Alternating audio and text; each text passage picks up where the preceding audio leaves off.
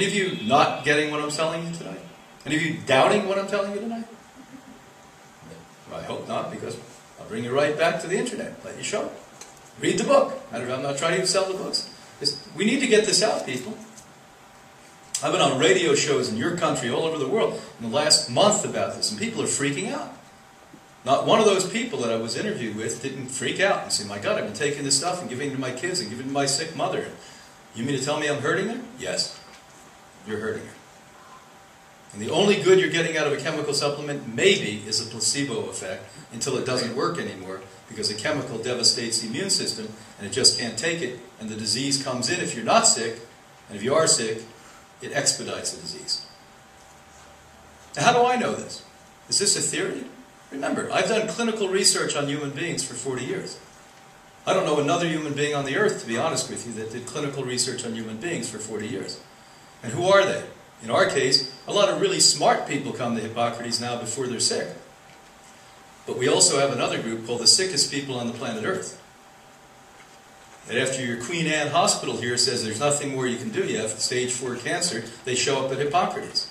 So I'm dealing with a major cross-section of the general population, the sickest people and the healthiest people there. And some in between. And I've been watching and observing them with blood profiles that, by the way, we never let go of. The alumni that are here, show how many have been through Hippocrates here, raise your hand. Know that for free, for the rest of their life, the word free, we analyze their blood test. They get it taken here, they send the paperwork back, we analyze it. Now, that's really to watch them, because I learned years ago, you let these people out, especially you Canadians. You let these people out and don't watch them, you'll be out there eating soy burgers before you know it, or worse than that. That's the holidays, I can have a little bit of turkey there. You ever seen, you know, realize that turkeys have to be artificially inseminated now? They can no longer on their own? That's not a joke. I was shocked. 20 years ago I found that. I said, you're kidding me. Not only do we kill them, but they can't even anymore. At least we could let them do that before they're killed. It's your last. And you're eating that stuff. They pump them up with hormones. My God, it's amazing. Milk. They weren't getting enough milk out of these poor heifers. So now they inject them with hormones. All of our governments, of course, with our strong dairy lobbies. Now, if you go to a dairy, and I challenge you to do this, go and see. They have new parts of their equipment that take the pus off the top of milk, because they perpetually impregnate the dairy cows. Perpetually. Poor dairy cows are producing 7 days a week, 24 hours a day, 365 days a year. And they have ongoing systemic infections. So bad that they have pus. And they found out, how many of you saw Food Inc.? If you haven't, you better see it. This weekend, that's your homework.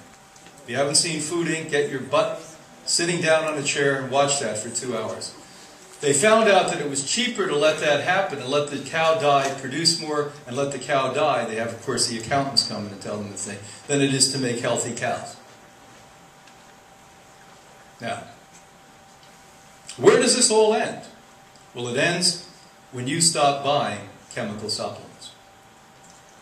When you stop demanding truth.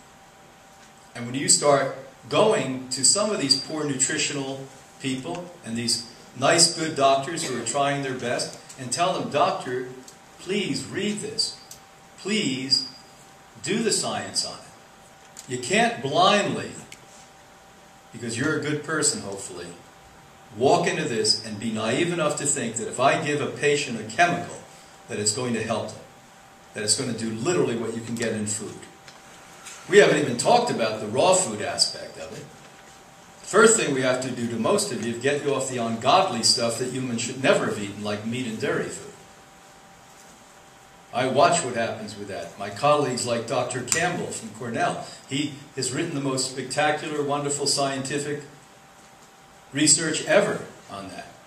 And you have to be an idiot after you see his work to consume dairy or meat anymore. Because he shows you. Here are people who eat it.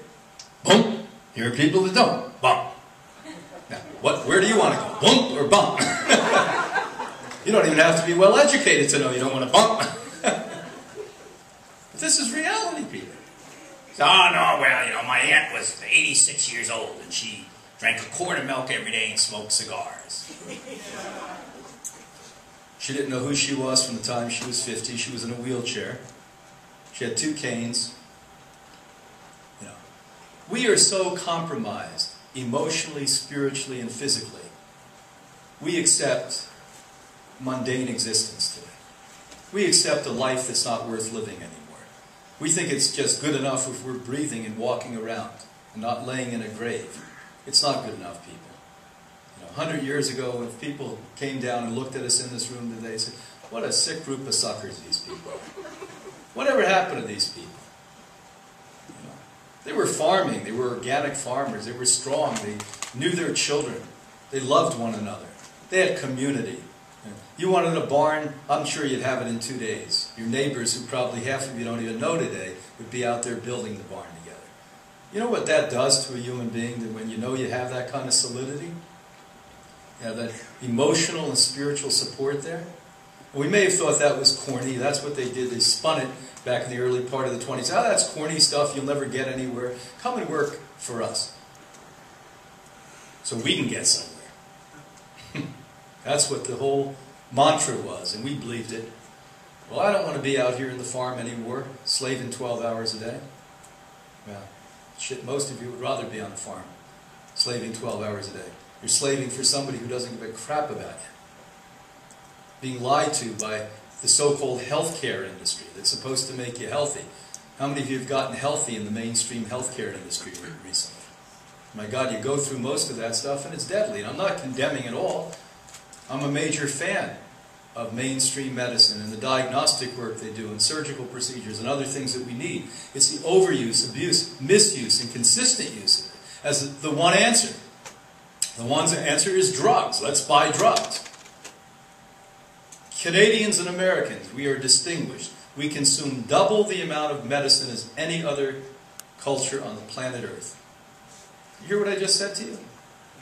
Double the amount.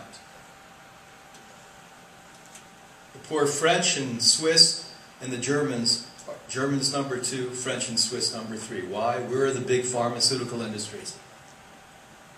So we're right at the back door of the pharmaceutical industries. And they're spewing out the doctors who are no more than glorified pharmacists now. You know, the average doctor I know who doesn't give a damn, basically if you ask them about medicine anymore, they forgot it. They couldn't tell you anatomy, physiology, biochemistry. I know because I asked. What they can tell you is what prescription to write. And they have, 3 or 4 that are their favorites. Now their favorite is what? Antidepressants. And why they love that one, it shuts you up. You don't ask any questions. You just keep coming back for the prescription. Oh, you peed the wrong way, you need an antidepressant. Oh, you have a toe that's turning left. Oh, that's an antidepressant you need. It's insane. The number 1 medicine prescribed in Canada is an antidepressant. Now, I know you have bad winters, but you shouldn't be on antidepressant. I'd probably be on them if I was up here by April. Oh my God. But it's amazing. And we're so weak and have no spiritual or emotional stability anymore that we let it happen and we take it. And worse than that, we give it to our children. We allow our children to be drugged. And we allow ourselves to believe our children are psychologically abnormal. What kind of people are we? What kind of people have we become?